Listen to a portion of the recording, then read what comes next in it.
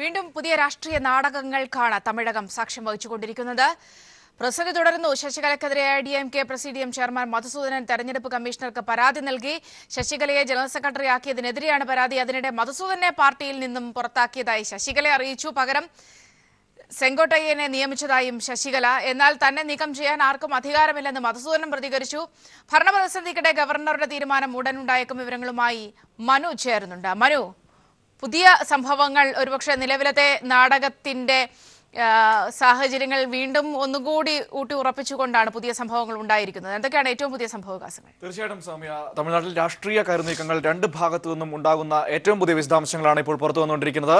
ഇപ്പോൾ ഏറ്റവും പുതിയ വിവരമനുസരിച്ച് പാർട്ടി പ്രസിഡിയം ചെയർമാനായിരുന്ന മധുസൂദനെ പാർട്ടിയിൽ നിന്ന് ശശികല പുറത്താക്കിയിരിക്കുന്നു.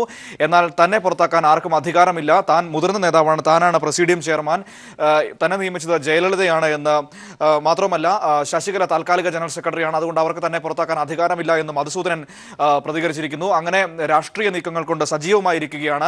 ഏറ്റവും പ്രധാനം, എല്ലാവരും ഇനി ഉറ്റുനോക്കുന്നത് ഗവർണറുടെ നിലപാടിന് വേണ്ടിയിട്ടാണ്. അല്പസമയത്തിനകം തന്നെ ഗവർണറുടെ തീരുമാനം വരുമെന്നാണ് നമുക്ക് അറിയാൻ വേണ്ടി കഴിയുന്നത്. ഇപ്പോൾ മധുസൂദനെ പുറത്താക്കാൻ കാരണം ഇന്നലെ മധുസൂദനൻ പിന്തുണയുമായി OPSന്റെ ക്യാമ്പിലെത്തിയിരുന്നു. മാത്രമല്ല അല്പസമയം മുമ്പ് ഇലക്ഷൻ കമ്മീഷണർ മധുസൂദനൻ ശശികലയ്ക്കെതിരെ പരാതി നൽകിയിരുന്നു. ശശികല താൽക്കാലിക ജനറൽ സെക്രട്ടറി ആയതിനെതിരെയാണ് പരാതി നൽകിയത്.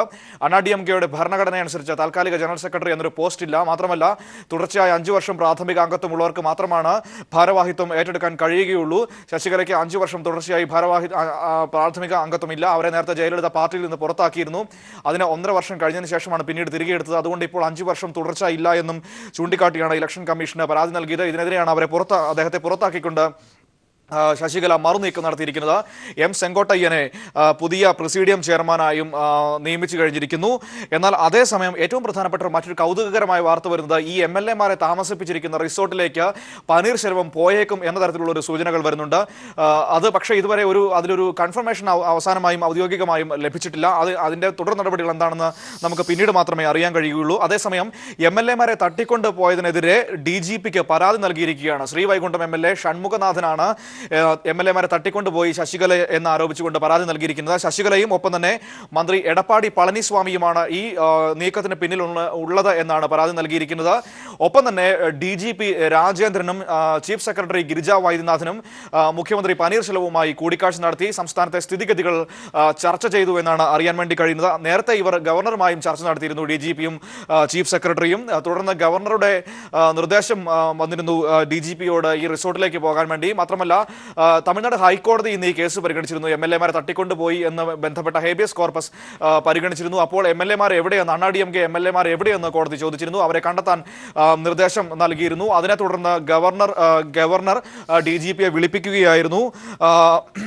എന്നാൽ ഈ സംഭവങ്ങൾ ഉണ്ടായ ഉടനെ തന്നെ ഈ റിസോർട്ടിലുള്ള 5 MLA-മാർ പുറത്തു വന്ന് തങ്ങളെ ആരും തട്ടിക്കൊണ്ടുപോയതല്ല, തങ്ങൾ സ്വന്തം ഇഷ്ടപ്രകാരം റിസോർട്ടിൽ താമസിക്കുകയാണ്, 98 പേർ ഇവിടെയുണ്ട്, ബാക്കി 30 പേർ ചെന്നൈയിലുണ്ട് എന്ന തരത്തിലുള്ള വിശദീകരണം നൽകി. ഇത് ശശികലയുടെ ഒരു തന്ത്രമായിരുന്നു, ആരും തട്ടിക്കൊണ്ടുപോയതല്ല എന്ന് തെളിയിക്കാൻ വേണ്ടി. ചെന്നൈ മഹാബലിപുരത്ത് കൂവത്തൂരിലുള്ള ഒരു റിസോർട്ടിലാണ് ഇവർ താമസിക്കുന്നതെന്നാണ് നമുക്ക് അറിയാൻ വേണ്ടി കഴിയുന്നത്. ഇതിന് പുറത്ത് വലിയ സുരക്ഷയാണ് ഏർപ്പെടുത്തിയിരിക്കുന്നത്. പ്രത്യേക സുരക്ഷാ ജീവനക്കാരെ DMK ഇവിടെ നിയോഗിച്ചിരിക്കുന്നു. മാത്രമല്ല റിസോർട്ടിന് 2 കിലോമീറ്റർ അകലെ വെച്ച് മന്നാർഗുഡിയ മാഫിയയുടെ ആളുകൾ വാഹനങ്ങളെയും മാധ്യമപ്രവർത്തകരെയും ഒക്കെ തടയുന്ന ഒരു കാഴ്ചയുണ്ടായി. എന്നാൽ പിന്നീട് ഒരുപാട് മാധ്യമപ്രവർത്തകർ അങ്ങോട്ട് എത്തിയതോടെ അവർ പിൻവലിയുകയായിരുന്നു. ജനരോഷം എതിരാകുമെന്ന് ഭയന്ന് അവർ പിൻവലിയുകയായിരുന്നു. അങ്ങനെ മറ്റ് നിരവധി നീക്കങ്ങൾ. അതേസമയം തന്നെ ഈ MLA-മാരെ ആരും തട്ടിക്കൊണ്ടുപോയതല്ല എന്ന് പറഞ്ഞുകൊണ്ട് പാർട്ടിയുടെ നേതാവ് വളർമതി മാധ്യമപ്രവർത്തകരെ കണ്ടു. ഇവർ മൊബൈൽ ഫോൺ ഓഫ് ചെയ്ത് വച്ചിരിക്കുന്നത് ഇവർക്ക് പനീർശെൽവം ക്യാമ്പിൽ നിന്നും ഭീഷണിയുണ്ട്, അതുകൊണ്ടാണ് ഇവർ മൊബൈൽ ഫോൺ ഓഫ് ചെയ്ത് വച്ചിരിക്കുന്നത്.